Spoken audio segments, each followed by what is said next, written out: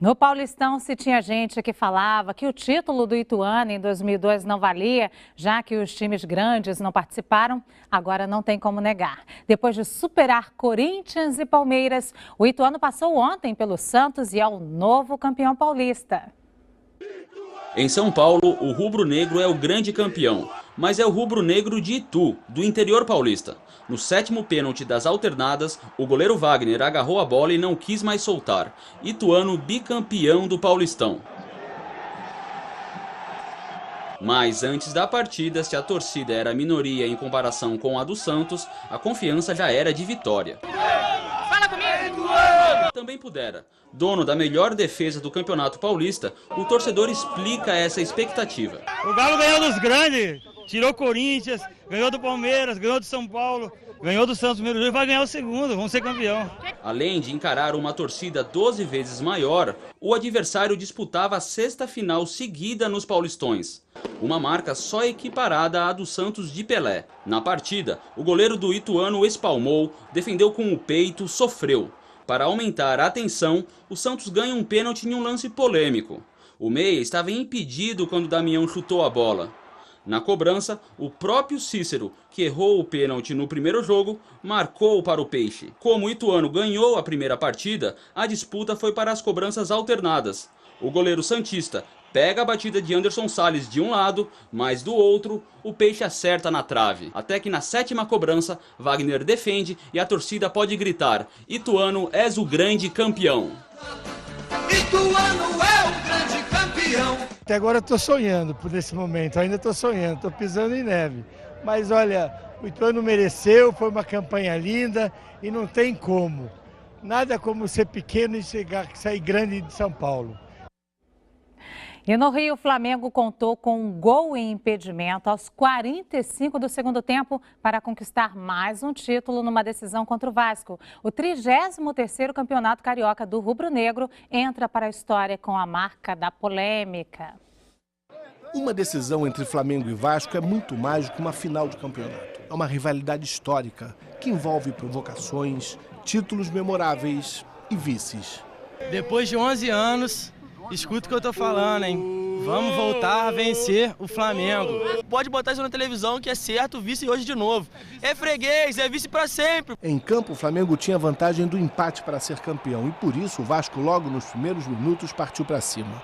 Na cobrança de escanteio, Felipe quase foi surpreendido. Paulinho deu troco, mas o chute saiu fraco. No segundo tempo, o Vasco começa em ritmo acelerado. Nessa jogada, o time tenta 3 vezes e esbarra na zaga. Aos 29 minutos, o zagueiro Eraso, que tinha acabado de entrar, fez pênalti em Pedro Quem. Douglas bateu bem e fez Vasco 1-0. A vitória dava o título ao Vasco, mas aos 45 minutos do segundo tempo, na cobrança do escanteio, Wallace cabeceia no travessão. Na sobra, Márcio Araújo empata o jogo. Resultado final, Flamengo 1, Vasco 1. Flamengo campeão carioca. Em finais de campeonato, o Vasco não vence o Flamengo há 26 anos. Neste período, foram 7 decisões. O Flamengo foi campeão em todas. Mas a conquista foi tudo em cima de um trabalho honesto, correto, que eu procuro fazer, olhos nos olhos. O campeonato carioca é de todo mundo. Todo mundo tem que pegar a medalhinha e tirar a foto, todo mundo foi campeão. Isso eu tenho orgulho danado desses meninos que sempre que eu precisei, sempre que o Flamengo precisou, eles deram o máximo. Depois de uma semana triste por causa da eliminação na Libertadores, agora a torcida do Flamengo voltou a comemorar. Deus falou, vascaíno, assim será e assim será.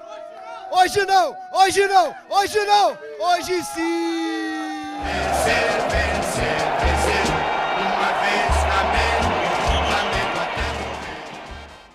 Márcio Guedes, boa tarde. Boa tarde, esse erro de arbitragem aí só aumentou a rivalidade, né? Apimentou um pouquinho mais esse campeonato, né, Márcio Guedes? Só aumentou a alegria dos flamenguistas, porque torcedor não tem nada a ver com o negócio de crítico e análise de lote. Ele quer ver o time dele ganhar no último minuto, se for possível, com um gol de mão. Até hoje o Maradona não foi a mão de Deus em 86, então o Flamengo mereceu o título, principalmente pela campanha durante o campeonato, foi muito melhor que a do Vasco. E ontem mesmo, num jogo muito ruim, de baixíssimo nível técnico, foi péssimo durante 75 minutos, Luciana. Agora, nos últimos 15, Quando o Vasco fez 1-0, gol de pênalti do Douglas, aí o jogo ficou emocionante. Aí apareceu um Flamengo. Apareceu o Flamengo e o Vasco se acovardou, recuou demais. O Flamengo foi com tudo, meio assim, confusamente, mas pelo menos tentando muito.